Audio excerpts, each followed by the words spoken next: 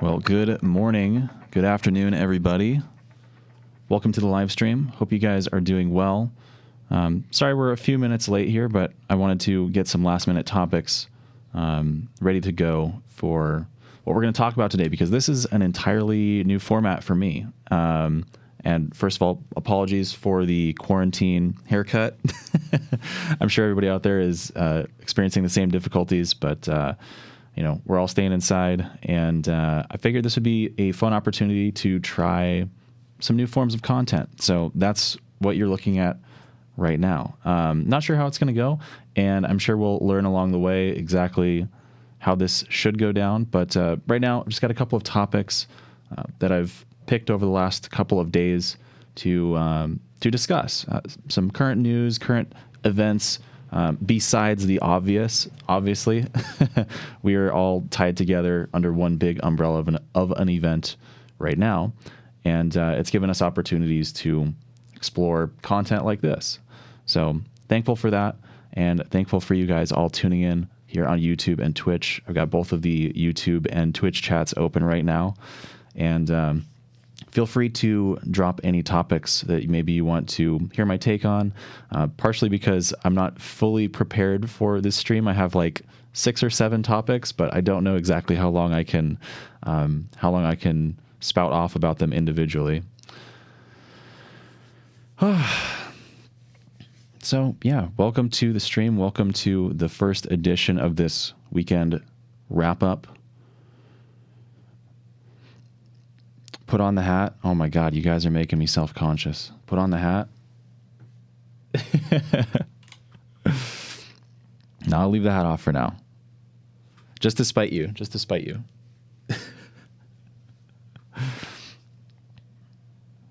So we'll wait a few minutes here before we get 100% started.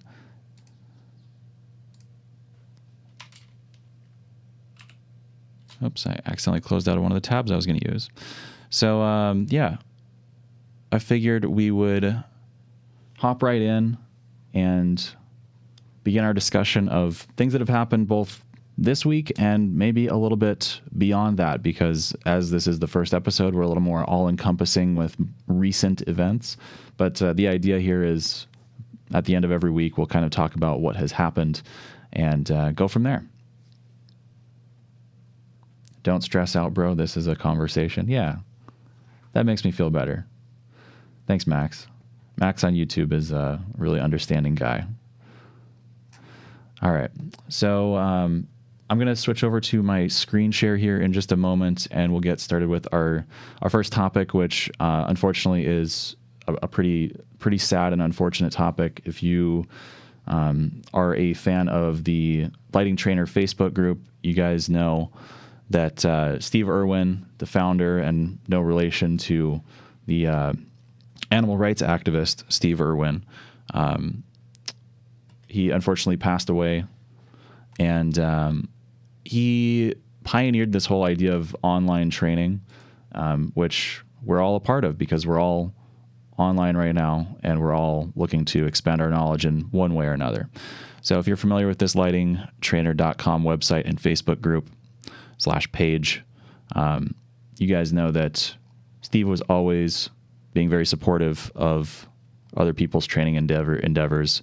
He even shared a couple of my videos and YouTube links on his website, and he was always trying to find a way to get all of the resources for people to learn in one place.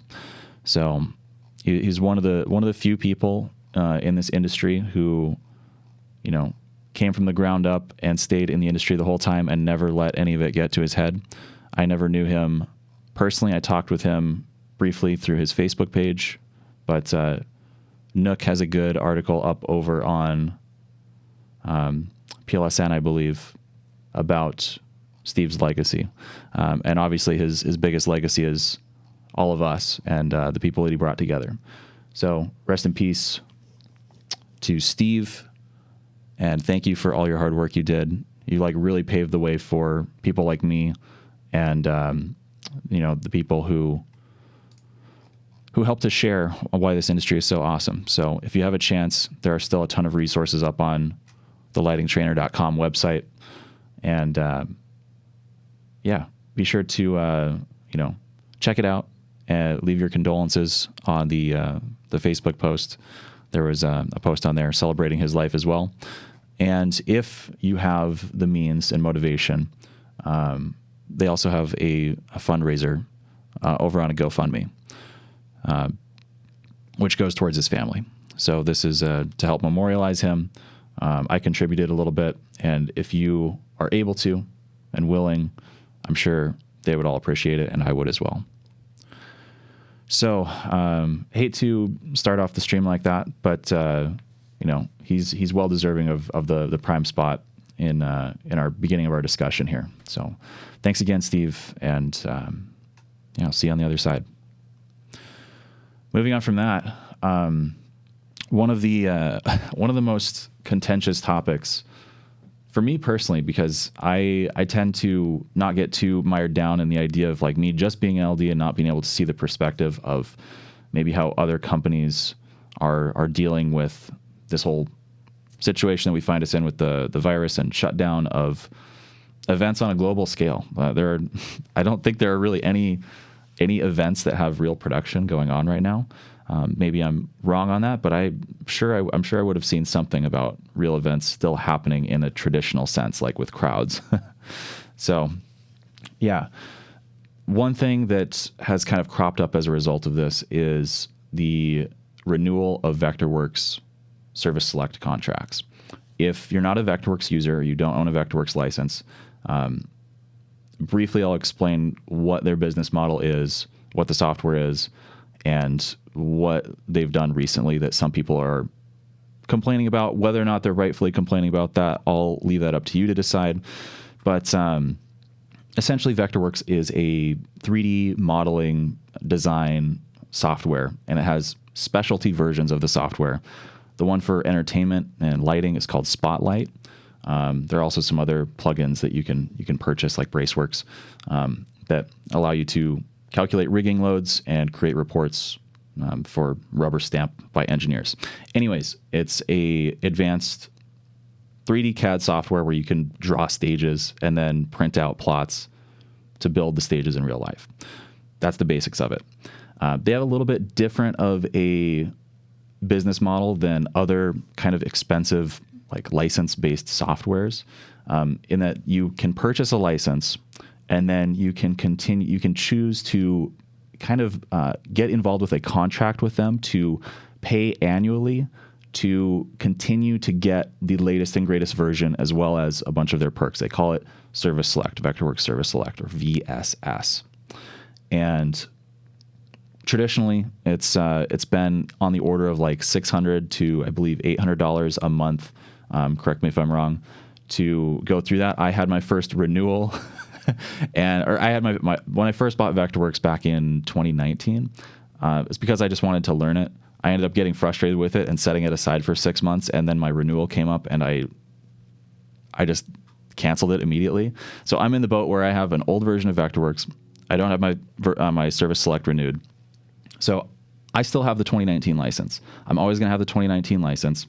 But if I wanted to upgrade to the latest version, you'd either have to get current on your Vectorworks Service Select contract if you're within their grace period, or you just have to buy whatever that newest year's license is. So 2020 is the latest one that's out right now.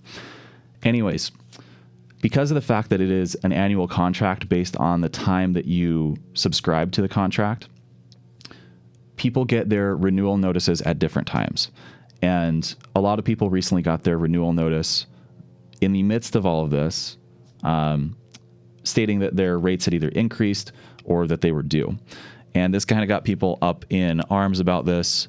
You can see over on change.org, there are actually over almost 1,100 people, which is, if you guys watch my videos on parameters, that's over 2 universes worth of people. I stole that joke. That was in someone else's article. I can't remember who wrote that, but I'm sorry, I plagiarized your joke. So almost 1,100 people have decided to sign their name towards this petition calling for Vectorworks to basically pause Service Select contracts and renewals.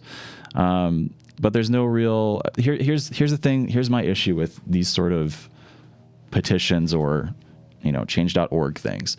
A lot of times there's no direct action to be called upon in these petitions. And, it's difficult to say like, okay, we ask that the cost of the next service select renewal be waived or discounted. It doesn't take into consider all the different factors. Mike Wood. Yeah, Mike Wood. Someone mentioned that in the chat.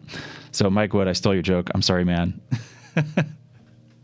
He's a theatrical LD. I was watching his Vectorworks live stream the other day. Pretty good stuff. So anyways, like I was saying, a lot of these petitions don't take into consideration the fact that a lot of people have already paid for their contracts, or the fact that the business needs to make money as well. And I'm not here to bootlick on Vectorworks or anything like that, but I feel like a lot of these things are kind of short-sighted, and maybe people are trying to find something to complain about that, even if it's written in your contract and you agree to the contract, like I had to cancel mine and I had to pay a reinstatement fee. And I understood that because it's literally written in the contract.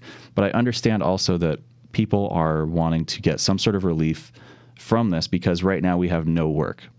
Like, most people who are working in this industry have nothing as an actual income. I'm lucky in that I have this online way of making money, and people support me that way. But a lot of people who use Vectorworks are not going to have any way to have this service contract be worthwhile for this whole duration. So I understand where people are coming from. I also understand that people sign contracts, and I think that there is some sort of middle ground to be made here. Vectorworks put out a statement. I couldn't find it on their actual website, so I'm gonna have to rip this from PLSN, which I didn't really want to do. But they have kind of issued a statement stating that they're going to change their policies in light of all of this. And here are the options. So there's a bunch of discussion about, this is a pandemic. We understand. We all face this issue, blah, blah, blah. The customer fees were set in stone a while ago. People have known about this. This is that's basically what they're saying up here, is that, people knew about this. This isn't like a surprise. And I agree with them on that. But they have kind of offered this.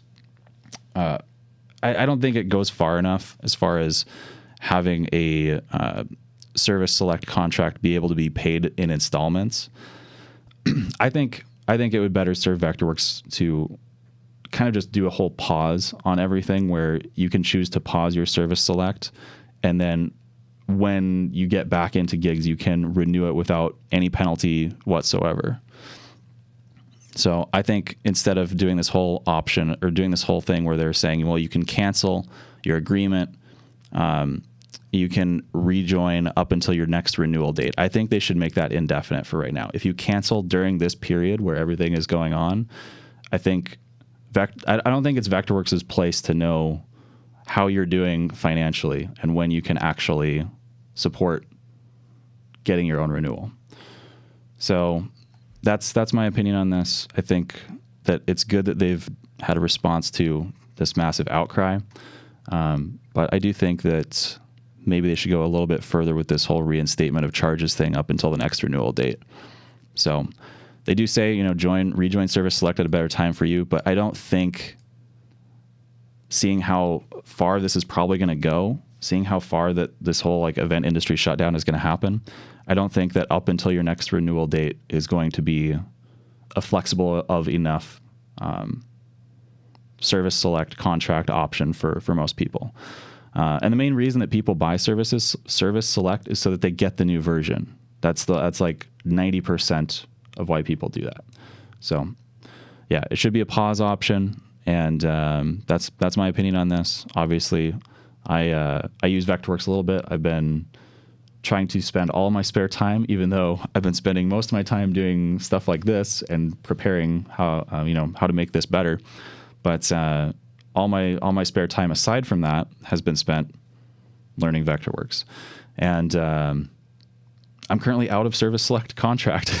So I guess I could either wait or try to see if they'll let me reinstate yeah, I think it should be a pause button, and I think it would be a great service to them, for them to allow people to just kind of resume at will and not before their next update, because that's kind of like, I think I don't know what the reinstatement fee is. Someone will have to tell me, but I think the reinstatement fee is somewhere in the $100 range. So that's what they're offering here is $100 or whatever the reinstatement fee is. Going along with that, there's also and I couldn't find the original petition online or the post about it, but something similar was, I got a super chat over on YouTube. Jamie, thanks mate for what you're doing. Hope you're doing well. Smiley face. Thank you. Thanks, Jamie. I'm doing well. Just hanging out, trying to make as much content as possible, and hopefully you guys are enjoying it as well. So moving on from that, there was also, and I don't have a slide for this, so sorry. But I can talk about it because I know a lot about this topic, because as evidenced by the video that I made last weekend, about parameter expansion. Everybody's sitting at home. Everybody is trying to do as much as they can to learn during this time off. Everybody knows that MA2 is a very in-demand console to know. And this has kind of been a huge opportunity for people, even though we're shut down from events.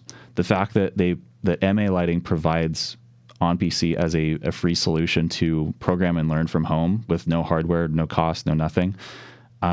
It provides a low barrier of entry to learning the software, but it provides a high level to actually using it in real situations, because of the parameter license. And I like the parameter license idea. I think it's better than having a dongle that you would have to pay an exorbitant amount of money for actual output. However, people have been upset that MA3D is the only visualizer that they can use with MA2. And I want to preface this whole topic by saying that MA Lighting has spent a tremendous amount of resources and time making sure that people cannot just get free output out of MA. Like they've spent more than a decade developing this whole system of parameters and making sure that you cannot just translate MA3D data into ArtNet output. So I don't think that I don't conceive of a world, unless everybody stopped using MA2, where they would come up with a way to give you free parameters to use your visualizer. So the main point of contention here is that a lot of people don't like using MA3D. They say it looks bad. You can't do like actual renderings. And there are only very specific softwares that allow you to have unlimited parameters using a driver key. WYSIWYG and Vision, which used to be ESP Vision, but now it's part of Vectorworks. Those are the only two softwares where you can get external communication with lighting data out of MA. So that leaves a whole pool of external visualizers that you can never use with MA unless you have the appropriate parameters unlocked. So when I'm using Capture, I need to have the console connected or something else that unlocks parameters in order to see it in the visualizer. Which, I mean, I don't know. I understand it. I understand why they lock it down, but there's been a rising of people who have pretty much been demanding of MA that they unlock output during this time, which it's not as simple as like flipping a switch or turning a key. You can't just, do that after developing the software for so many years. So they have released a response. This is from Renee, who is an admin over on the official MA forums. And this is in the MA3 forum, which is important. Okay. When we keep that in context of this, because right now people are learning MA2 primarily. I don't have any data on that, but just from what I've seen and my personal experience, most people are spending the time to learn MA2, because if you go to any major show, I would say there's a greater than 50% chance that the show is going to be run by an MA2. So this is their statement. It's been a longstanding wish of our users to be able to connect and operate GrandMA system with third-party visualizers. Based on the well-justified demand, we are developing a secure and stable connection interface which will be made available to third parties. As of today, this project has progressed in a manner that we can safely state we'll present it to the public within this year. Very cool. Once we've finished a solution, we will contact third-party visualizer providers and other external companies to bring a working, complete solution to the market. This will be available for GrandMA 3 systems. Okay. So I feel like this may have always been the plan, because this whole MA2 parameters with external visualizers, Tim Rutledge was the one who put up the original. I couldn't find his post, but let me see if I can find it here real quick. Yeah, so originally Tim had put out this petition basically calling for MA to provide parameters for visualization. And I think it's a noble idea. I think that it would never happen with MA2, just based off of the fact that they've built their whole business model around parameters. But I do think that people are proposing some good solutions, specifically for MA3. Here's a ton of people in here commenting that they would basically kill for this, and I would too. I've stated before that if it was available to have a parameter dongle where I could just buy a USB key that was somehow linked to my account, I don't even care. Take my fingerprints, whatever allows me to like have a portable set of parameters that I can use in a visualizer only, then I would gladly pay for that for MA2. It looks like it's going to be free for MA3, just based off of the wording that they use. Specifically, the fact that they say they're working on a system for a secure and stable connection interface between third parties and MA3. To me, that sounds like some sort of network protocol, some sort of way to share data that is encrypted, and it can only be decoded by people who have a proper key that they would either buy from MA. I'm assuming it would be some sort of agreement like that where you can license, like the original driver for WYSIWYG, because that's why WYSIWYG is able to unlock all the parameters, is because of a grandfathered agreement to have that driver available.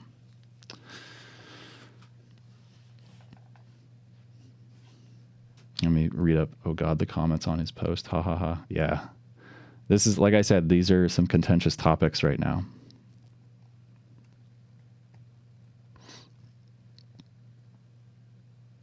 Yeah, and here's a good point too. It's not really fair if they did that to MA2 with the people who have invested in the equipment. Yes and no. If you're only using it for the key I'm talking about, because it sounds like I don't think they can find a secure way to do it over network with. I'm not sure. I don't want to say something that is completely off base, but I feel like with MA2 it would still be possible in some way. And I'm saying that if they needed to find a way to develop a way to have parameters on a stick, I'm pretty sure that they have the power to do that. And I would gladly pay a pretty penny for it. But how do you keep these parameters from applying to actual output? I would pay just for visualizer parameters, if I'm honest. But it sounds like what they want to do with MA3, and it sounds like what the plan was all along, is to provide an interface, a network interface, where they can talk freely to each other. And it would be cool, like MA, the one advantage, and I don't think that WYSIWYG or Vision have this, but correct me if I'm wrong. I'm pretty sure MA3D is the only visualizer that can have two-way communication with the programmer in MA2, so that you can use the follow mode, you can change positions, and it provides that position feedback. Plus, you also get preview cues. Hog has free output to visualizer only, so why can't MA do the same thing? It's just going to the visualizer, not the real world output. Yeah, but the data still has to get to the visualizer, and those packets, a lot of times, if you're doing it over network, can be decoded and translated. So if someone figures out the code, then that means it's basically free output. I think WYSIWYG can, not 100%. Yeah, I'm not sure either. I've never used it.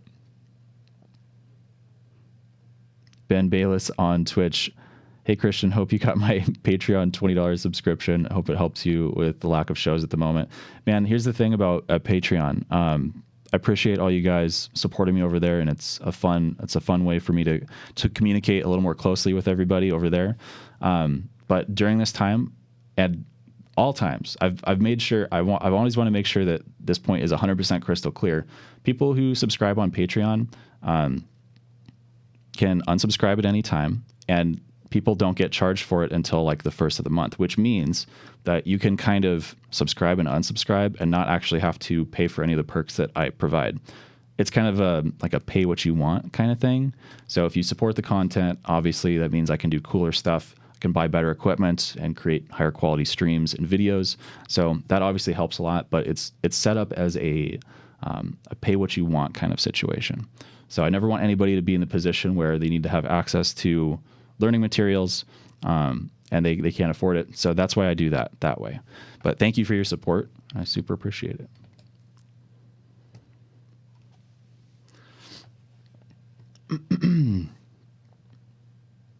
So I guess we'll have to wait until the end of the year to see how this develops, but I am assuming it's going to, I'm assuming it's going to be fine.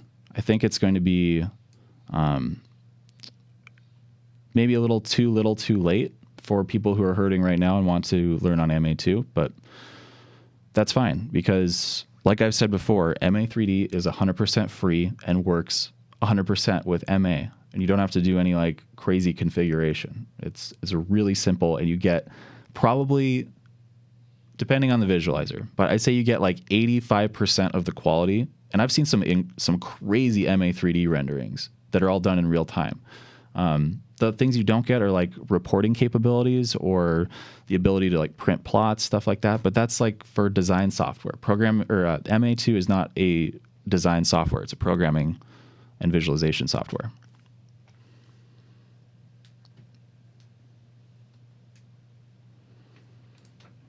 All right.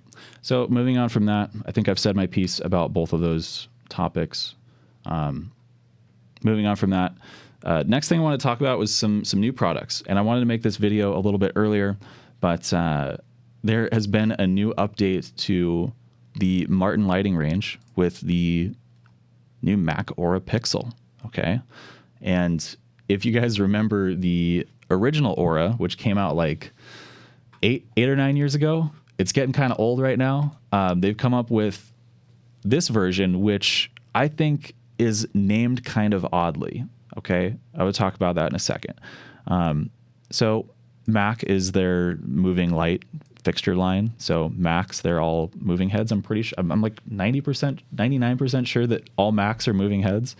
So that's like the general like the general product line, and then the I guess now the family is the Aura, right? Because they have the Aura XB, and now the Aura Pixel. But the Aura Pixel is way bigger than the Aura. Okay, so if you've never seen a regular Aura, I don't know if they have a comparison on here.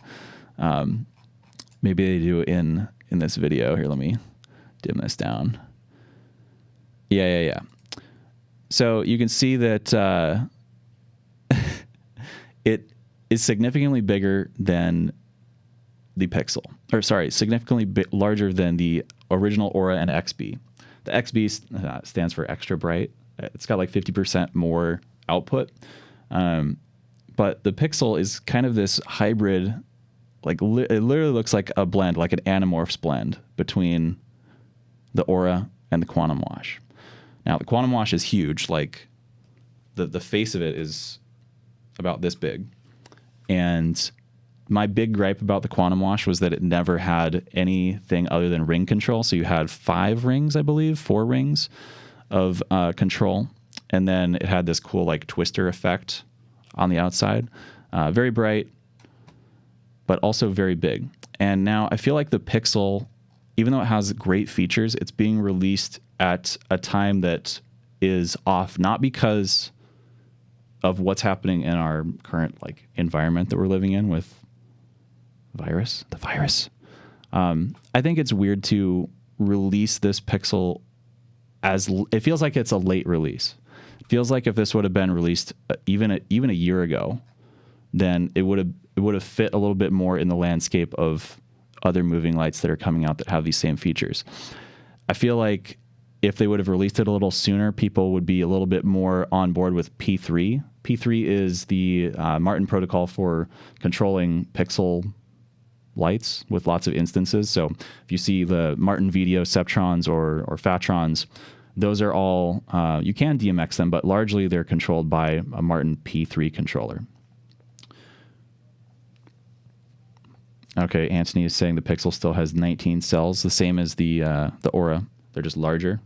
And the thing about the Pixel is it also has a pixel mappable background, which I think is maybe the first for an RGB pixel mappable background, which is interesting. I never really found use for the original Aura, like not the fixture, but the whole point of the original Aura was that it had this clear faceplate that you could illuminate the backside of it without actually projecting any light. And that's the same thing on the Pixel as well, except now it is per cell. And now you have 2 layers to each cell. So not only do you have the same number of rings on the outside, inside, you also have the background for each of these. It looks like, let's see if anything particularly stands out to me. Pretty standard zoom range. The CRI is a little low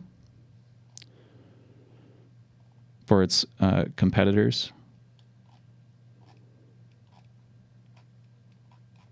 Let me see. Oh, the one thing that I actually really appreciate that I noticed is the fact that it has, oh, nice, Christian, you pulled up the wrong side. Show me the I/O, please. I want to show everybody the beautiful I/O. Okay, I guess not. I think this is the best we're going to get. So this I/O doesn't look particularly special when you're looking at it first glance. Okay, TrueCon in and out. I think this is the top connector, actually. True One top. And then we've got standard 5-pin XLR for our DMX connectors. And then below here, we have EtherCon in and through. But this isn't your normal EtherCon.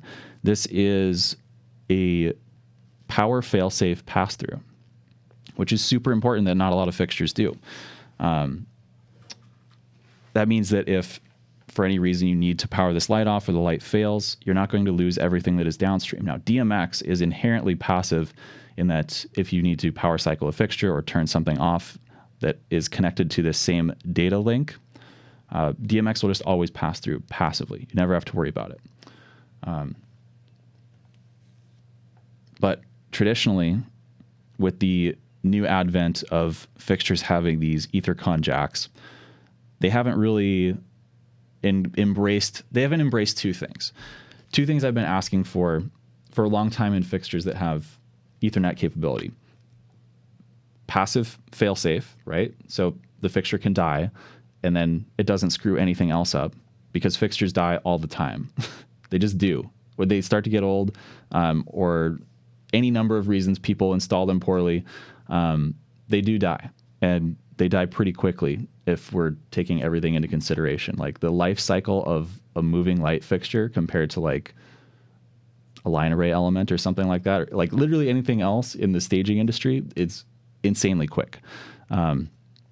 So passive failsafe, and then the ability to act as a node, which I don't think these do.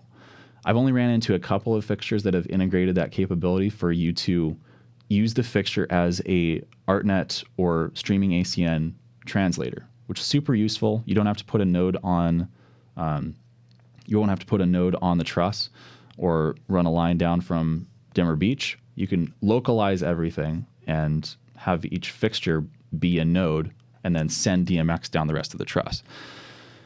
that brings its own set of problems, and also coming up with a way to fail-safe that. You would have to kind of separate power supplies for the node inside.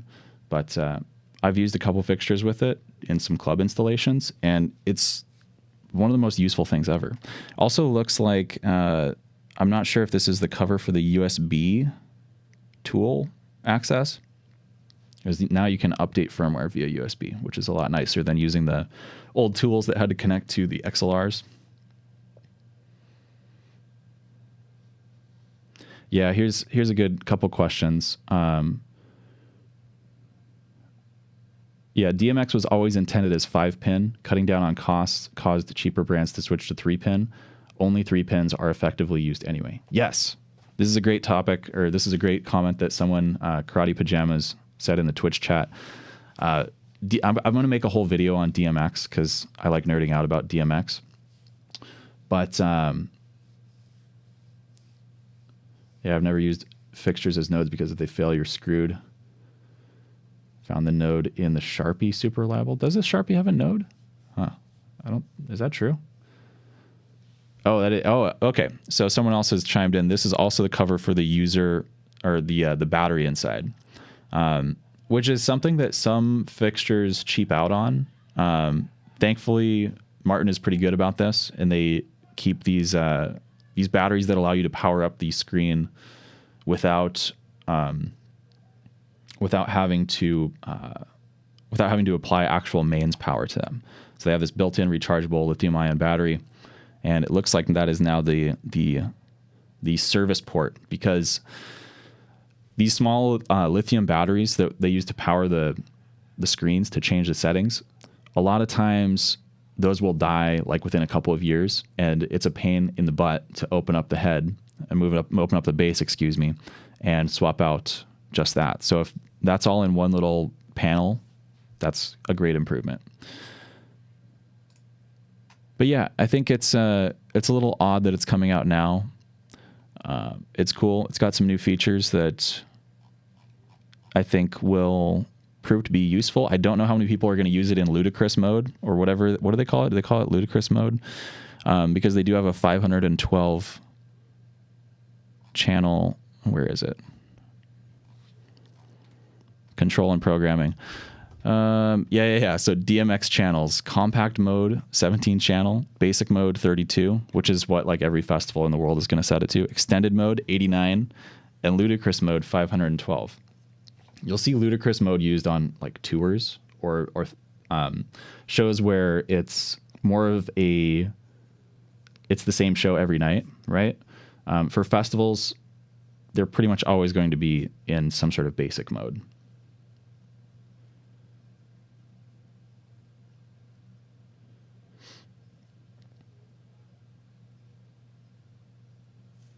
Hope there are good built-in effects. Yeah, we'll see. That's the thing. I've always been really disappointed in the Spider's built-in effects engine. So if Martin can put out a good like basic effects engine, I honestly I kind of like using the shapes profile on the BIs.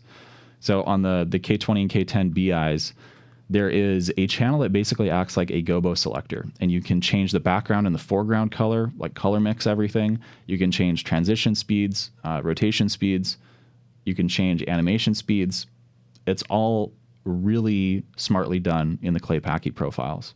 I'm always disappointed when I show up with a show that has spiders in pixel mode and I don't have enough time to actually like make custom pixel arrangements, because shapes mode, you can basically use the shape channel as a gobo channel, and then everything else just kind of clones over. I've missed a super chat. Oh my gosh, I cannot miss a super chat. Or a pixel or BI. Well, I've never used a pixel. I don't think anybody's actually used one on a real show.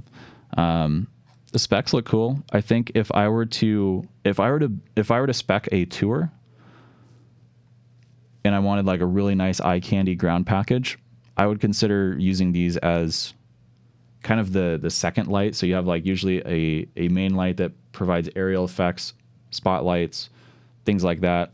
And then you have a wash light workhorse. I think this would be a good option because, like I said, when you're on tour, you can configure everything with P3 and have the video effects run over everything without taking up all of your NPU power. So if I was doing like a small, medium ground package tour, Pixel. If I was doing a festival stage, honestly, Quantums are super available where I am. So there's not really a whole lot of K20s up here in the Seattle area. So usually end up with Quantums because Christie Lights has a whack ton of them. But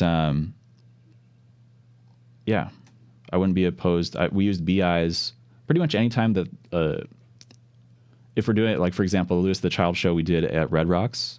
I don't think I've done a video on that. That's another video that's in the archives. If I put that video out, you'll see we use K20s on that show. And it was great. I love the pixel mappable. So here's the thing. The big difference between the Quantum and the BI, they both have the rotating front lens. On the Quantum, it's called the Twister, I believe. But the fact that I can't like chase an effect while the Twister is moving means that I'm missing out on a little bit extra that the BI offers. I think the BI is more expensive, however, so keep that in mind.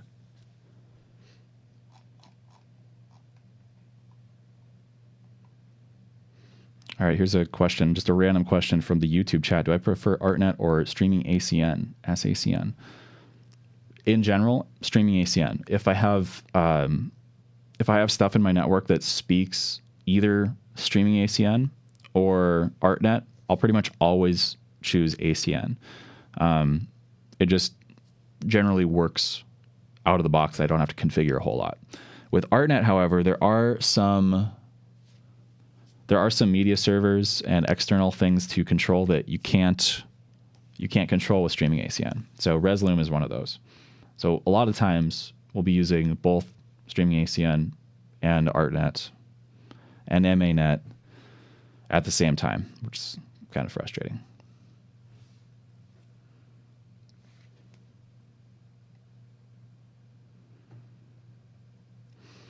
All right, so that's enough about the Aura Pixel. I think let me queue up this video. Give me 1 second here.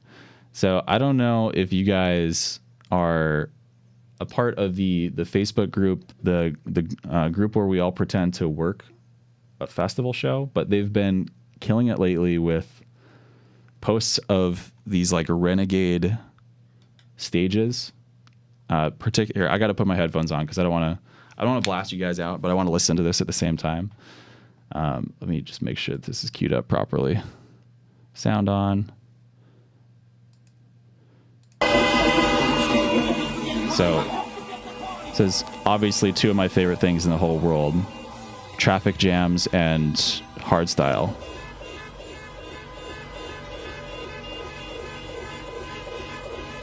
It's all honking off beat, of course.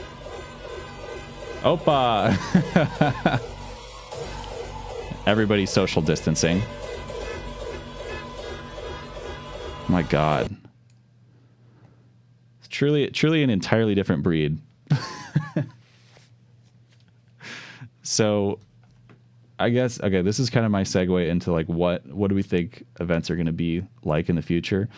This is the part where the news part like totally dissolves and I don't know what I'm talking about anymore. So if you guys want a link to this video, I'm going to post it in both chats. But yeah, this is hardcore rave with a line of cars. And the first thing that came to mind when I saw this is like, how are people going to get out of here? Every single car is like jammed in together. And they've got haze and flames, cryo, pyro. Wow. Oh my God, did you see the camera boom? Wait. There's a camera on a boom. What? Does anybody have any information about what this actually is? Is this like... Because I feel like this might not be a recent event. I feel like maybe this is from a while back and someone is saying that this is recent. Have I seen that Production Club suit? Oh, you mean this one? that we're going to talk about in just a second. Yes, I have seen the production club suit. We'll talk about that in a minute here. So if you guys aren't a part of this group, I'm going directly to these posts rather than, here's another good one. So this is, I think, what all events are going to look like in the future. We will all just basically turn into Lego people and be in the back of some Brit's home. It's a good track, though. They got the video wall on there. This looks like a rip-off of the a live Daft Punk stage, a live 2008. Oh, they got a quinta. Is that a quinta?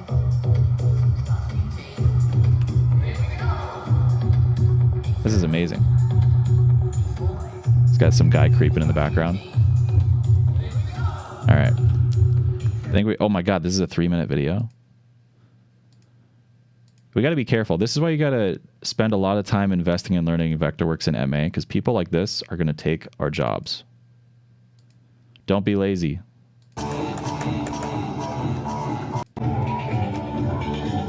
We got the totems, flags.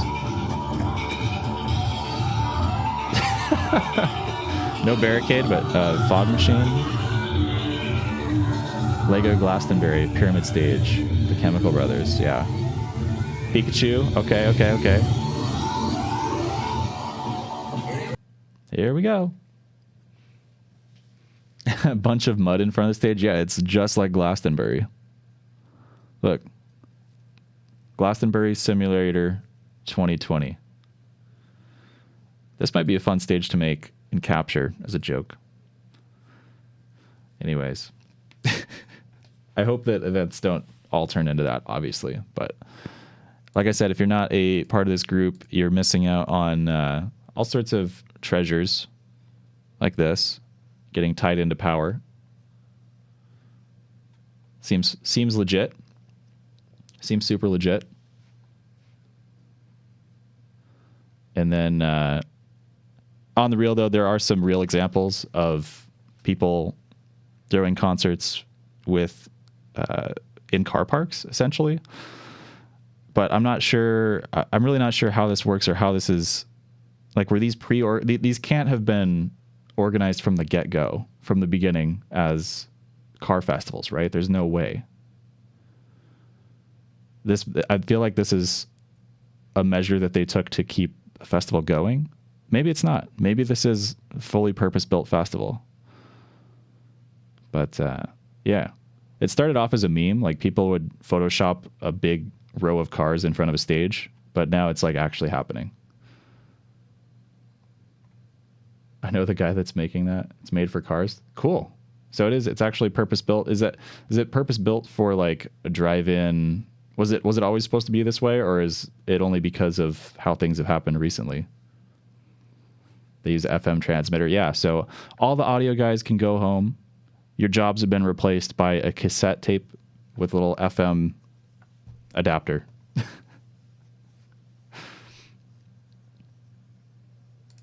In Germany, they have old car cinemas which get reused. That's cool. They also show movies. Yeah, originally, like in the United States, drive-in movies were a huge thing for a long time. When I grew up in Montana, it was actually still kind of a big thing. But in bigger areas, it's not at all. But I might be getting a comeback. How's the Combine stage and capture going? Shh. Lies. Someone still needs to mix the band. Thank you very much. Yeah, I guess that's true. So you're the best job in the whole world, monitor engineer. And I guess you still need to mix it for. But you can mix in headphones, so you can just send basically the same mix, right? And you don't have to. Okay, you don't have to have a systems tech. How about that? No line arrays, no system tech, no. I guess you could use subs still, right? Because the sub frequencies would come through the cars. High frequencies, not so much. And I don't think they really want you rolling down your windows here. Anyways. We did have a few specific topics over on Patreon that I wanted to bring up. Luke Walker was asking thoughts on when a good time to get MA3 hardware set up for previs would be, and when will shows actually start to be run on MA3D or on MA3. It's the worst that I'm used to saying MA3D from the past like 5 years of me using MA. But yeah, so I apologize if I interchangeably accidentally use MA3 and MA3D. We're talking about MA3, the new software from MA. Yeah, I think we're finally getting to the point where we'll start to see shows within the next year, like large shows that are run on MA3. I know a lot of my LD friends who are touring LDs and they work on MA2 every day of their lives. They're using this downtime instead of working on their MA2 shows.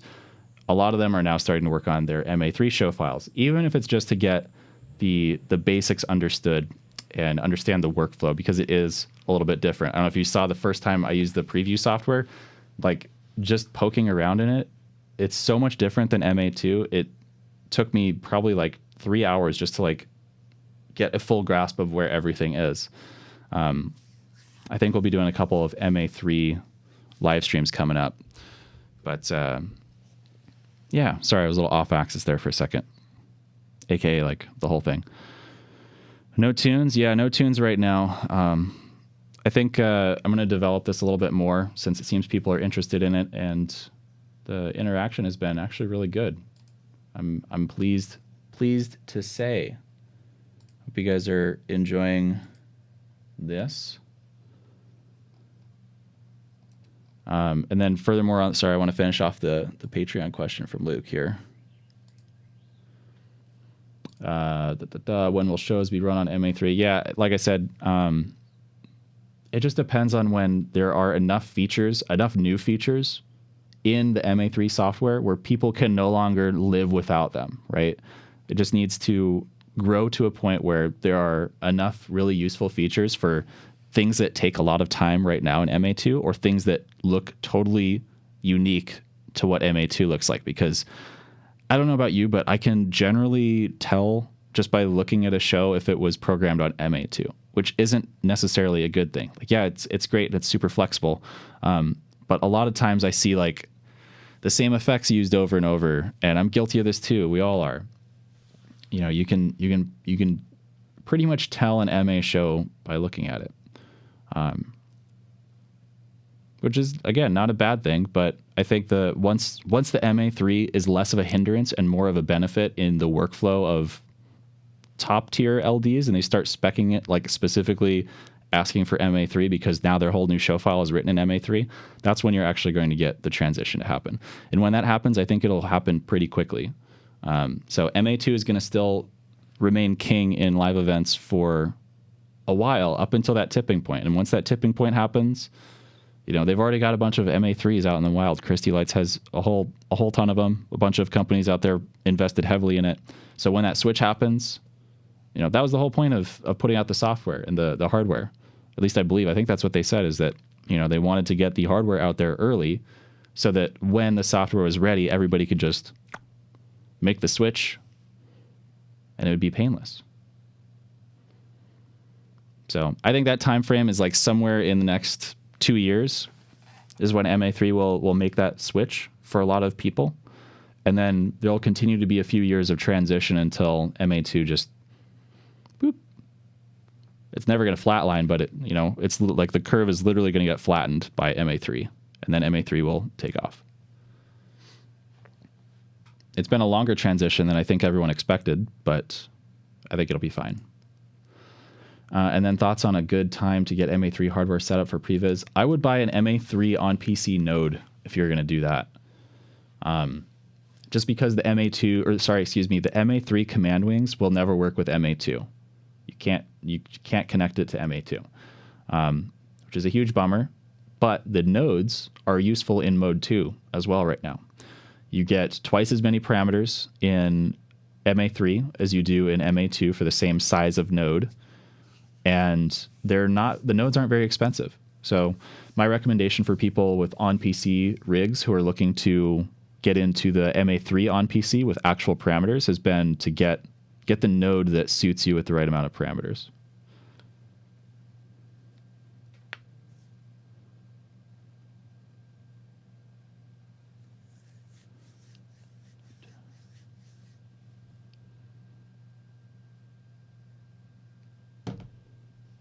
Okay, moving on. So next thing I wanted to talk about, someone already brought it up. Someone from Production Club, or maybe a whole team of people over there, since their whole thing is like making productions, live productions. They've produced this microshell, basically exosuit. This is purely a concept. Please understand, this is more of a. It's not a joke. Like, it's not like they didn't make this as a joke, but more of a demonstration of what they can do and the kind of material that they can make in 3D. And it's basically a really, really great promo for them for Production Club. And they paint it as like a product that they're going to sell. Obviously, this isn't a real product, but they advertise it as such. And I think it's hilarious. If you get a chance to check it out, I'll post the link in both chats right now.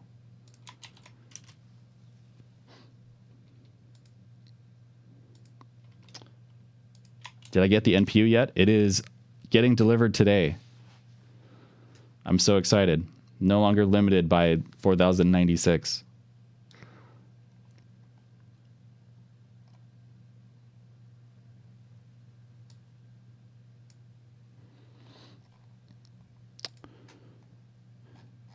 So they've got this whole, I think they've got this in two parts, right? They have the upper torso section, and then I believe they've made it so that it's adaptable to whatever kind of bottoms you want to wear. So it's kind of interesting. It's not the whole suit. It is this upper torso area. They label everything. It's hilarious. I think this is like probably one of the best things I've seen come out of anyone making any sort of content related to coronavirus. Space pants. Yeah, you got your supply nozzles. You got speakers, of course. I'm surprised they didn't do a collab with Subpack. How else are you going to feel the bass? Again, like I said, you know, you could. So the problem with having. I hate that I'm going to get technical on this, but the problem with having external subs in the real world and then having a system like this where you have speakers in each person's body suit is you would need to be able to track where that person was and then adjust the delay from the subs based off of that, right? Because that delay is going to be different from the sub frequencies based off of where you are in relation to the stage. So I'm going to have to give them a 9 out of 10. I'm docking 1 point for no sub pack because otherwise you're going to... Oh, wait, no, sub resonators. They did it. They did it. They really thought of everything. They thought of every single thing. 11 out of 10. They got sub resonators, NFC link pouch. Incredible. Simply incredible. Oh my gosh. I was purely joking, but they actually went and did it. The sub packs are a joke, in my opinion. Tried one, felt wimpy. I had one for a while, but I never really used it in a production environment. I just kind of like set it on my chair. It's whatever.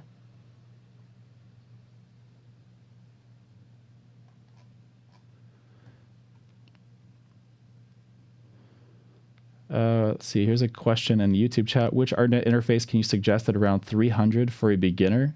I think Elation makes a... Let me look here. Elation has a new series of nodes called Netrons.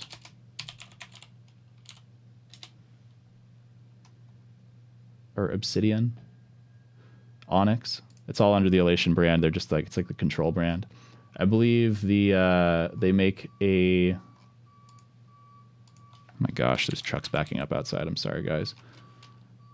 Obsidian, Onyx, Netron. I know that I'm not doing this on the main screen.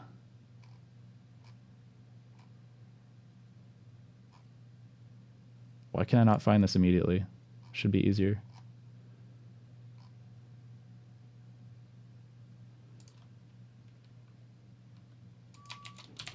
Netron EN4. I think that's like 500. So I really like these new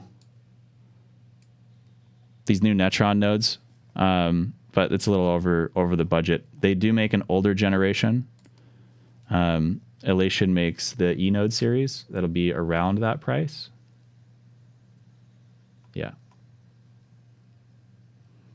I need to make a video on these because I actually really like all the features that they've put into the Obsidian Netron nodes.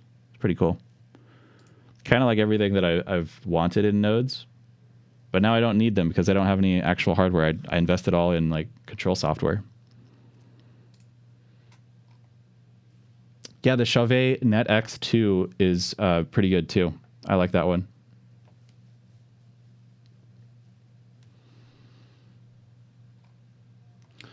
All right, guys. Well, I think that is going to wrap up pretty much all of my topics here.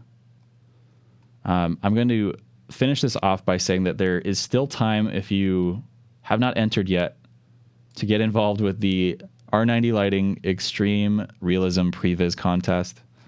You can win all sorts of awesome prizes. I'm going to put a link to this again in both chats. All right, so both chats have that now, both on Twitch and YouTube. By the way, if you're over on YouTube, if you guys could come over to Twitch for a second and just follow me, that'd be great. Speaking of which, I want to give a huge thank you to D. Carmike for cheering 20 bits 42 minutes ago, and I totally ignored you. Sorry, I get really involved in reading all this stuff off, and sometimes I don't check on Twitch. So thank you for the cheer. Thank you for the 20 bits. Thank you for DMX Chanty 999 subscribing for 1 month at tier 1. Not even a Twitch Prime sub. That's a real sub. What? Crazy. Variant CS. Oh no, that's from yesterday. No shade on Twitch or no shade on Prime subs. Carbonitics, thank you for the follow. Fido, thank you for the follow. Borealis, welcome over to Twitch. Holy cow. You guys rock. Let me put a link to the Twitch. Can someone put a link to the Twitch in the YouTube chat, if you wouldn't mind? Sorry, I can't really copy paste it right now. Thank you guys all for the follows. Can you get a hello, please? Hey, Miko. Hello. How are you? Yeah, so if you guys want to participate in this, it is designed to be a more obviously extremely realistic version of the previs contest that you're used to seeing. And you can win all sorts of fun things. Look at that. I've donated a couple of misprinted hoodies. The whole point of this contest is it's like a parody of the previs contest where, you know, people build these insane rigs. But in this version, you're limited to an SL260 and you're limited to $10,000. And you have to be all within the weight constraints. You have to pay per foot of truss. Oh, you came from YouTube? Hi. Hey, Carbonite. Thank you once again for the follow. So, yeah. You can build your budget. You can create a stage and win some prizes. I think there's even actually a Camsys runners up will also receive a Camsys Magic Dongle Basic, which, I mean, that's money. I think it'd be fun to do this. I've got a stage that I worked on the Patreon stream last Sunday. I just haven't had time to actually do anything real with it.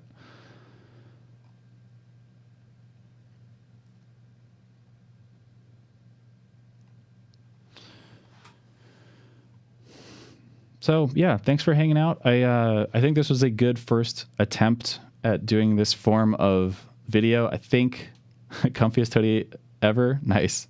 Thank you. I seriously put a lot of time and effort into like making sure that those were of decent quality. You're the man, CJ. Thank you for all this content. Seriously, it's so dope. Thanks, especially the Zomboy time code, Unreal. Oh, thank you. Thank you for saying that. That means a lot.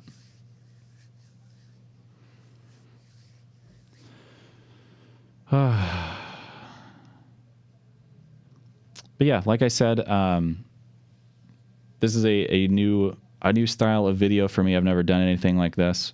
I didn't know how well it would be received. I hope you enjoyed kind of hanging out and talking about some new things. I'm going to work on this again next week. I want to make this a little more polished. We'll have like some slide transitions and like have some actual queued up clips ready to go. I literally just like put some browser tabs together and just let it rip, but I want to do it a little more professionally, as always. So we'll be improving it, making it better. And yeah, appreciate you guys hanging out. You like the format? Wow, YouTube is way behind. Yeah, that's the other thing about YouTube is if you want to see the stream like literally as it happens, the time between me saying or doing anything on stream and the time that Twitch sees it, like people on Twitch see it, is like about 2.5 seconds. Like I'm watching both. I'm watching my preview monitor and I'm watching the actual Twitch stream. It's literally about 3 seconds, which is wild to me, that YouTube can be like almost a full minute or two behind. Hi from South Africa. Hello.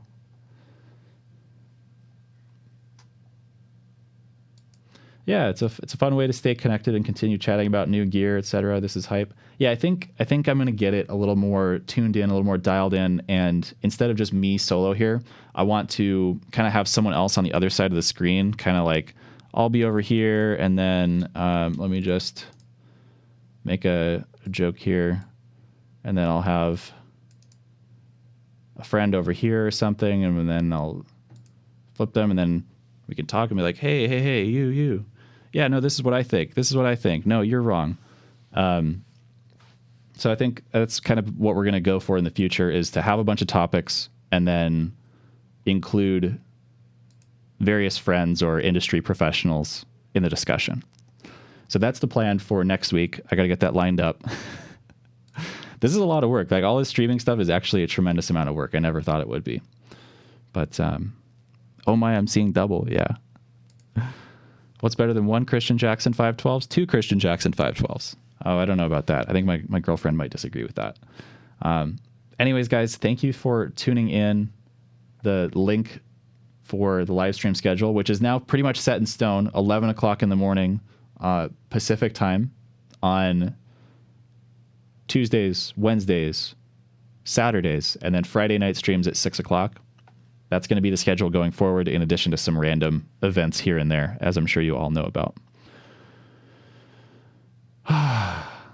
Great, guys. Well, thank you so much for everyone who tuned in today and who has been tuning in the past 3 weeks of doing these videos. This is week number 3 now. We're going to continue doing it, making it better, investing more, and hopefully we'll have a well-oiled machine running where we can continue doing this even after we get our gigs back. I think that'd be fun to like get all this set up to where I no longer have to spend a lot of time and effort doing it, and I could just kind of like hit play and do a show, and we can do it live, continuing even when I have a regular gig schedule. So thanks so much for watching, and I'll see you in the next video. Bye-bye. Bye-bye.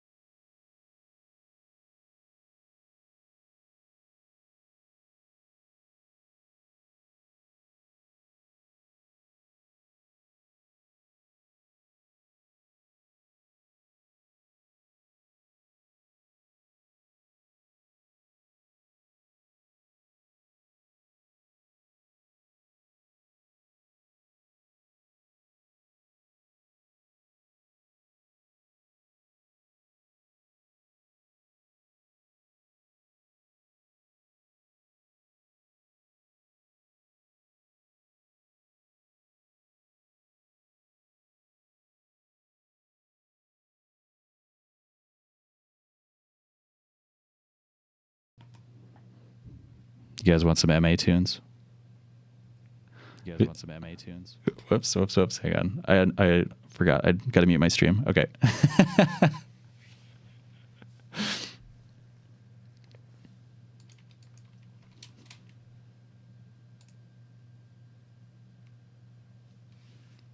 All right. Here. This is what I'm going to do. So all of you people over on YouTube, I'm going to shut down the YouTube stream. And if you want to hear MA1 tunes, we'll come over. You got to come over to Twitch. Okay, I'll post the link.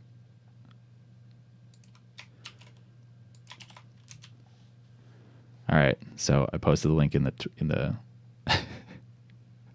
in the YouTube chat. What's the name of the? I need help. I can't remember the actual. I guess I could just load up the DVD.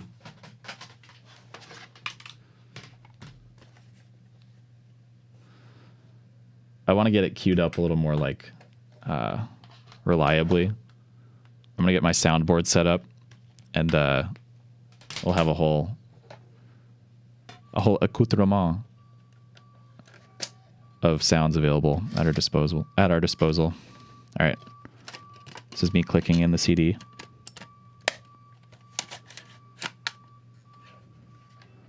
All right, it's spinning up. There's also a truck backing up outside. I think they're delivering my NPU.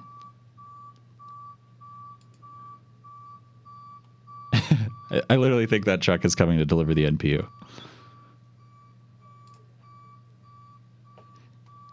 Okay, I'm going to turn the gate on.